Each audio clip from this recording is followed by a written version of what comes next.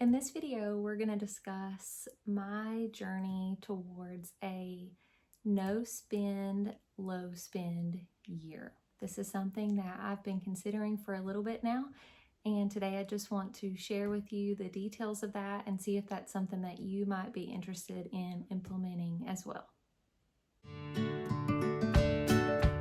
To this, you might be wondering, what in the world is a no spend or low spend year? And I just want to chat about that today with you guys. It's something that I've been learning about, and basically what it boils down to is it's a year where you make it a goal or a priority to only purchase what is essential in life. Really, I kind of wanted to share my heart a little bit behind this. I have, over the past few months, been feeling, I guess you could say, a little bit convicted about my spending habits. Contentment is something that I have struggled with for years. And I think that sort of forcing myself into watching my spending habits and not spending unless it's essential is just a way that I can reset myself. So just a little bit of background. We are a one-income family. My husband is a high school teacher, and we have 5 daughters. So I'm a stay-at-home mom. I do some virtual assistant work on the side, and I do have my own website and blog. And so there's a little bit of income that comes in there, but for the most part, we are a one-income household. Therefore, we just don't have all of the extra money that you might think that we had based on my spending habits. Ultimately, my goal in this is, one, financial freedom, also reduced consumption, just of things that we don't actually need in our household and in our lives, but also just the contentment of my heart in the things that we do have, and to really ponder and process what I actually need in my life. So what I'm currently working on right now is sort of setting the stage and setting myself up to really start this in the new year. Now, let me stop and say that if you're not watching this video at the end of the year, then no worries. You can start a no spend or a low spend month or year at any time. I just encourage you to plan it out, and we're going to talk about that, and then just to get started. So it's not something that you have to do at the beginning of the year. That's just where I'm coming from. So right now I'm just sort of setting the stage, and I've been working on sort of a budget and just of items and things that I deem essential. Now, obviously, we still need to pay our mortgage, our power, car payments, things like that. So I am making a list of the things that are essential. Groceries, obviously, like I said, we have 5 kids, and so that's a huge part of our budget. So that's something that you want to consider before diving into this.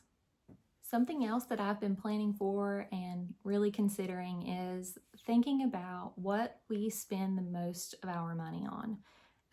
And for us, that is food. I do like to cook, love to make sourdough bread if you've watched any of my videos. But we also are a family who really enjoys eating out. And so that's something that I want to cut in this next year. So I'm going to be spending some time really meal planning and making sure that I purchase enough food for the week. A lot of times I'll meal plan a little bit and sort of make room for a couple of meals out, but that is something that I want to change going forward. I really want to try to stick to eating meals at home. Another area where I spend a lot of money is really online shopping. And for me, it's Amazon. because it's just a click away and it's so easy to have it delivered right to my door. So I am going to implement a no spend for Amazon unless it is an essential item. And I want to talk with you a little bit about replacing items instead of just adding more into the home. And so part of a no spend, low spend is to only purchase something as it's needed. So let's take shampoo or makeup, things like that. You will only purchase a new bottle of shampoo once that other bottle of shampoo is already used.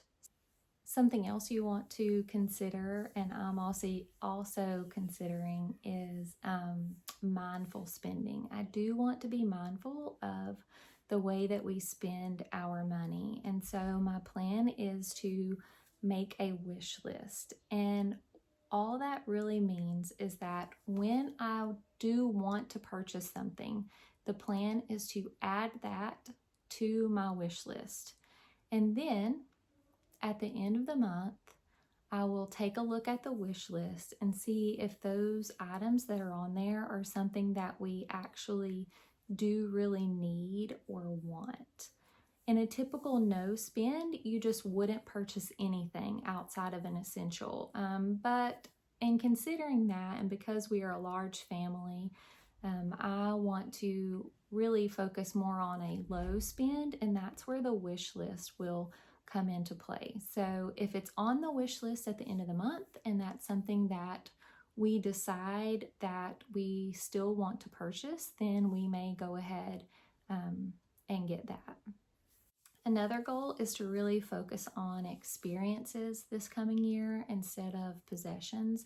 And this really isn't something that we struggle with because our family really loves to go places and to do things, to take road trips and vacations. We do love to travel, and so experiences are definitely top of the list for us, but I really want to put more effort into saving for those experiences instead of maybe charging them or taking money away from something else. I want to be very thoughtful and intentional about those, and if it isn't an experience that we can afford, then it's just not something that we're going to do. One thing I really want to do is to track my progress, and I've actually come up with some printables that I want to share with you for free.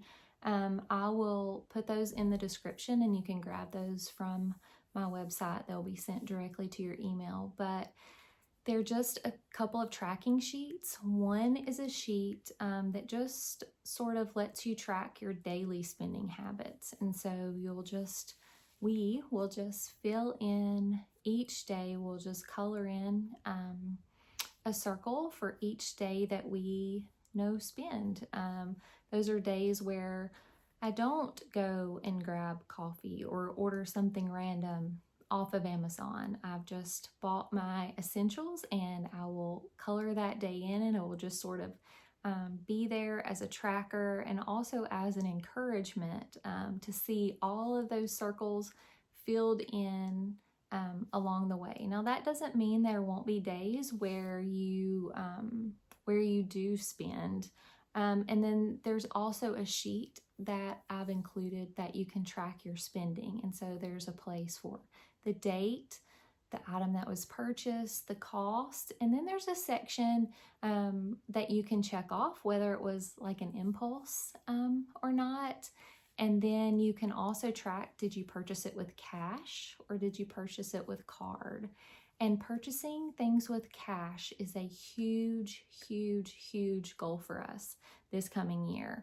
I want to purchase everything with cash other than the bills that we pay with our bank debit card.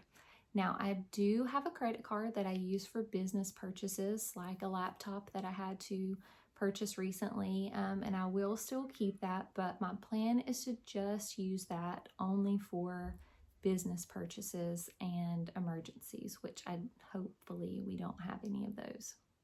So each month I plan to just have a sit down with my husband and check in on things and see how they're going and adjust from there. Like I said, we will have our wish list and we can kind of decide, hey, is this something that we want to get or not? I really want to sort of have an open conversation with him about our spending, that way that we stay on the same page. And I've also included our children in this. Our kids range from 1 to almost 15, and so our older girls will be involved in the low spend end of things when we do decide on experiences and things like that. One thing that I do want to discuss about the tracking sheet, at the bottom of the sheet, you'll notice there are 3 boxes. One box is for rules, one box is for exceptions, and then the third box is for notes. So I am setting certain rules for myself personally. One of those will be no coffee out. That may sound so silly to some of you, but that is somewhere that I spend money. I'm not a huge fan of Starbucks, but I do love, and will not pass up a local coffee shop. However, that will be one of my rules going forward. No coffee out. I'll have to plan ahead and bring my own. So you want to think through certain rules, like, again, I'm not going to purchase items on Amazon unless they are a necessity for our family. So that would be another one of my rules. If you have an issue with shopping for makeup or clothing, you might want to add that to your rule list. No eating out, or you could put 1 meal out per month. Whatever your rule is, you can sort of jot those down on your sheet. The second box is a box for exceptions. In the exceptions section, this is where you'll put things that are just what I said, exceptions. So for instance, I may allow myself a coffee out if I am meeting for someone with work or a friend. Now, my exception might be I can only have coffee out once a month with a friend, or only when I'm meeting with a client.